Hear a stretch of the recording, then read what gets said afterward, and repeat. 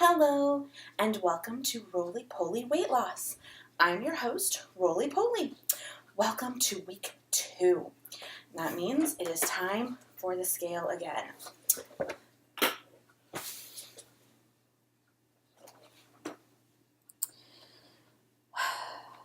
$271.6. Okay, 271.6. That is the weight after the first week. Okay, now let's get to the exercise.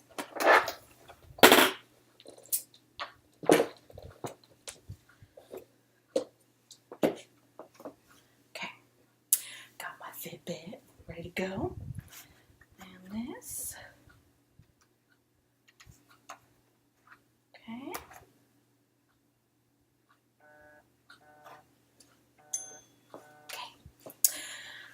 All right, week 2. So, as I mentioned earlier, we are starting with 3 workouts of 15 minutes a week and progressing to longer and more frequent workouts. And there's an important reason for that, which is what we are discussing today. So one of the most common questions I have seen and asked myself is how often should I work out, and for how long, and how hard, and what kind? And don't even get me started on what counts as cardio and what counts as weight or strength training. Okay, so that's a series of questions, but my point stands. This whole working out thing is confusing before you even start. Just figuring out your plan to exercise can be a daunting task. So according to this article in Men's Health, if you've recently gone from months spent surfing the sofa into a feverish training plan, the strain on your nervous system can weaken immunity and cause fitness goals to cough and splutter to a halt. That's why good intentions so often morph into broken dreams. And I think that pretty much sums up several of the times I've started and stopped a weight loss plan or a workout plan. And this is something I'm sure other roly-poly people have experienced, just like I have. You decide that you're going to work out every single day for an hour, and by day 3 you're exhausted and sore, and you just don't care anymore. So Men's Health goes on to cite results from a study that show that competing workouts combining strength moves with power moves 3 times a week further increases your body strength by an average of 23% when compared to a standard session done twice as often. I don't think you want to be here. So in essence, what you do is as important as how often you do it. And more isn't necessarily better. Quantity over quality, if you will. So while our eventual goal is quantity and quality, we don't have to hit the max right off the bat. That is why we are starting with just getting the ball rolling with workouts 3 times a week. These are not the most intense workouts, but that will come with time and with improving skills. Okay, and doesn't hurt to have a workout partner. So what is the ideal once we get to that point? For that, we turn to sports medicine specialist, Dr. Laskowski. Hope I got that right. I tried. At the Mayo Clinic. According to him, every week,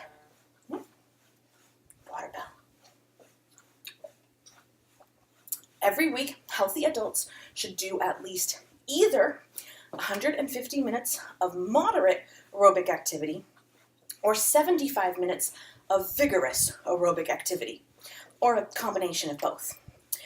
He also recommends doing strength training twice a week for each muscle group, but that one is more about reps than time, and we will get into strength training later.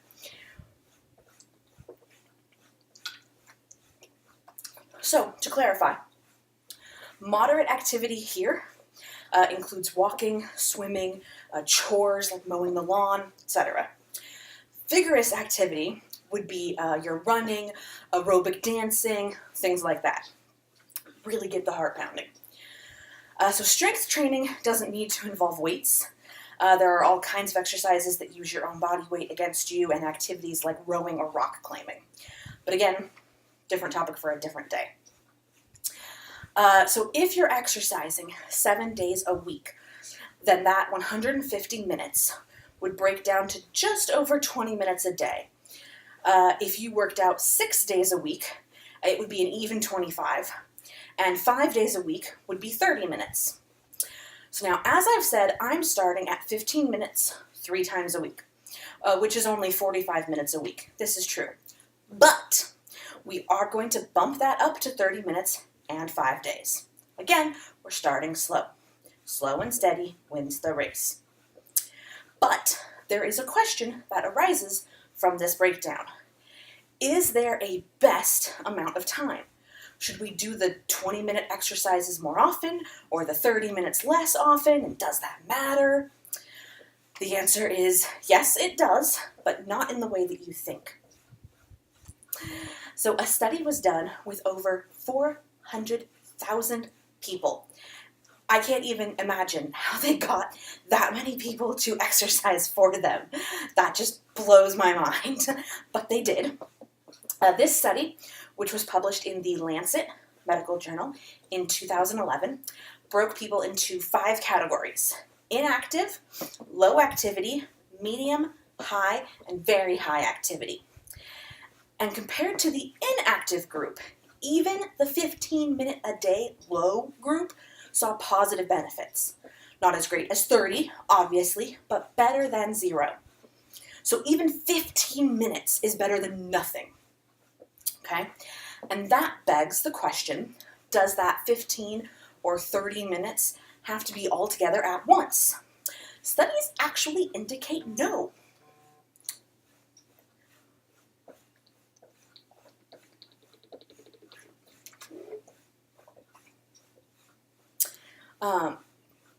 In a different article for the Mayo Clinic, Dr. Laskowski says that something as simple as climbing stairs can count as exercise, and that you can break your 30 daily minutes into 3 chunks of 10.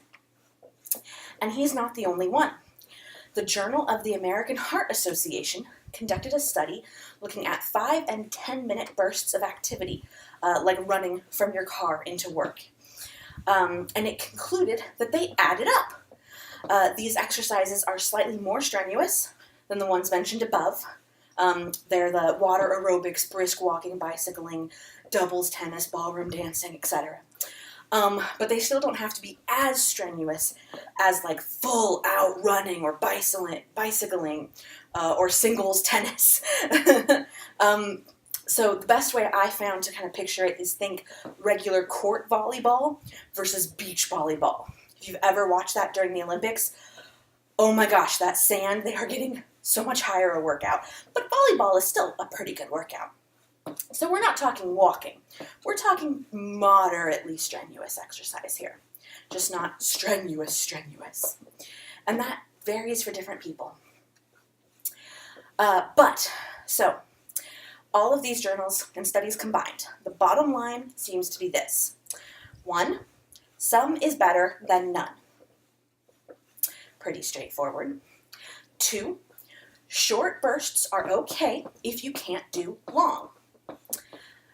3, the overall increase is more important than doing it every single day. 4, if you can't work out vigorously, moderately is okay. If you can't work out moderately, then any activity is better than inactivity. 5, pushing too hard, too fast can halt your progress. So, with these 5 tips in mind, or 5 conclusions in mind, that is why I started with 15 minutes 3 times a day. And I'm working my way up to 30 minutes 5 to 7 times a day. Because 15 minutes a day is reasonable. It's doable. To couch potato roly-poly me, that is something I can achieve without feeling overwhelmed. I have to spend a whole hour doing this. I have to go and find an entire chunk of my day.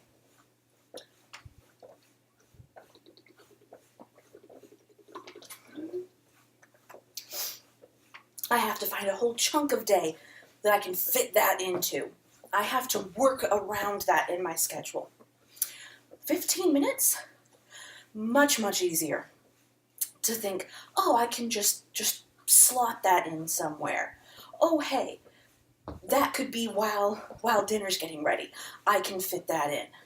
That's only staying up 15 minutes later, or that's only getting up 15 minutes earlier. That's just 1 or 2 snooze buttons. That's not unreasonable.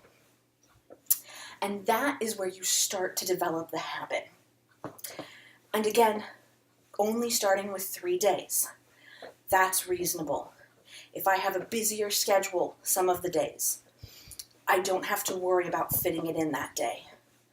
If I am sore, okay, if I, went too hard one day during that 15 minutes, or if I unexpectedly had to do something else, like I was late catching my train and had to run to catch my train and was just at the end of the day, I can skip a day and come back to it. Again, we're just starting to develop that habit. And we're not starting so hard and so fast as to become overwhelmed and hurt and tired and downtrodden and depressed and feeling, what even am I doing? There's no hope. So we are building up to this. Now, also, you may know, if you are paying attention to these videos, that I am concurrently doing the No Zero Day May Challenge. So I have challenged myself and my mom to take a half-hour walk every day this month. So that would seem like, oh my gosh, what happened to the 3 days a week thing? You're all of a sudden jumping into an extra half hour every day. Yes, that is true. However, as I said in that video, it is at your pace what you can achieve. Ours is by no means a strenuous walk. I'm not even positive it counts as a moderate walk. It is a nice, leisurely walk around the neighborhood. Because just as I have trouble with high-impact activities because of my knees and ankles, my mom has trouble with her hips, with walking too much or too hard or too fast. So we are going slow.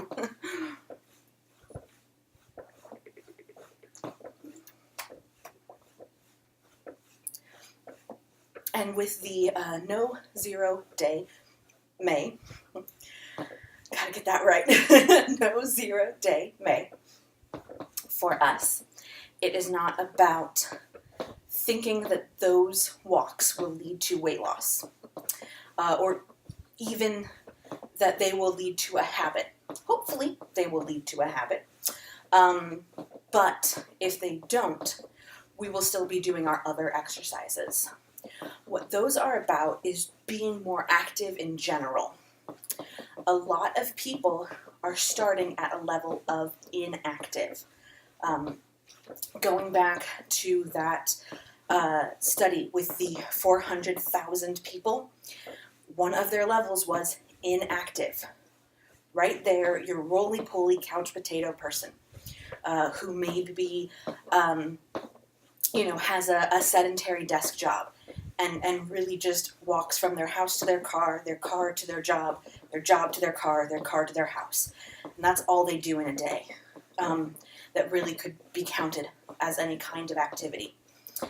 For a person like that, just going and taking a slow, meandering half-hour walk around the neighborhood is a huge achievement, just in activity levels. Not in working out, not in weight loss, just purely in activity. So the No Zero Day May. Some people might take it as working out every single day. We are not at that step. I am not at that step. For me, it's about activity as opposed to working out. So when I say that we are having 3 15-minute workouts a week, that is a workout. Okay, that is not increasing your general level of activity. If you can, increasing your general level of activity will help. That is why I am doing and suggesting that everyone else do the No Zero Day May. But that's different than a workout. And it might seem at first, as we start slow and steady and not strenuous, it might seem that our workouts are on the activity side of the scale rather than the workout side of the scale. Guilty. But they are there to build a different habit, a habit of workout as opposed to a habit of activity. And that was 15 minutes, which means that is it for day 4, week 2, day 4. We did it. Yay!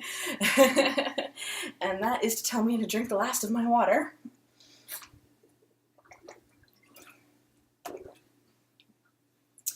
So, workout 1 for this week is done. And tomorrow morning, bright and early, I will be taking another walk. So I will share my results, and I'll see you then. This has been Roly Poly Weight Loss. As always, I am your host, Roly Poly, reminding you that any exercise or activity is better than nothing. Post and share your starter plan with the hashtag #GettingStarted, and post and share your activities that you are participating in for the month of May with the hashtag #NoZeroDayMay. And please join me next time.